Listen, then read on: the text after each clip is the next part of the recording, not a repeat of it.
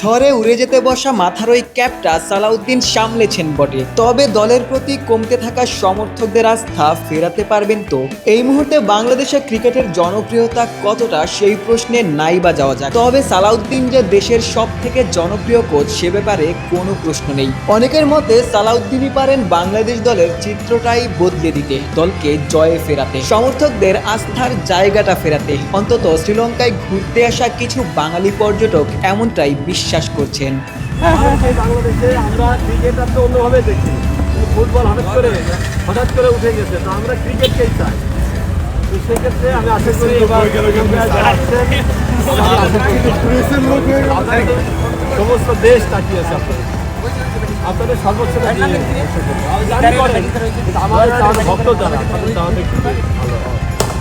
রবিবার গল স্টেডিয়ামে সালাউদ্দিন শিষ্যদের অনুশীলন করাচ্ছিলেন। ঠিক তার পাশেই কিছু বাংলাদেশি পর্যটক সালাউদ্দিনদের অনুশীলন দেখছিলেন। জনপ্রিয় এই কোচকে তখন পর্যটকরা কাছে আসার অনুরোধ জানান। সালাউদ্দিন সেই অনুরোধ গ্রহণও করেছেন। তবে এরপর যা শুনেছেন সেটি কি সালাউদ্দিন নিজেও ভাবতে পেরেছিলেন? কেমন লাগতেছে? ভালো হবে আশা করতে। বাংলাদেশে আমরা ক্রিকেটার তো অন্যভাবে দেখি।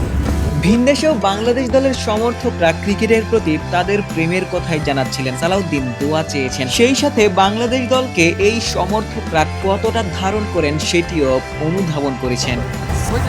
আপনাদের সর্বোচ্চ ভক্ত যারা ভালো।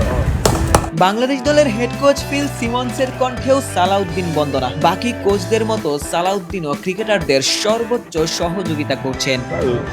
As much as everybody else, we have a lot of coaches here. Everybody is trying to make sure that they give as much as we can give during our preparation, because when they go across the rope, we can't do anything. So he's been great. শুরুর এই ছবিটার মতো যেভাবে নিজের মাথার ক্যাপটাকে সামলেছেন, নিশ্চিতভাবে সামনের দিনগুলোতে বাংলাদেশ দলকেও সামলাতে চাইবেন, সমর্থকদের আস্থার জায়গাটা ফেরাতে চাইবেন। আশিক সারোয়ার, নিউজ 24, গল, শ্রীলঙ্কা।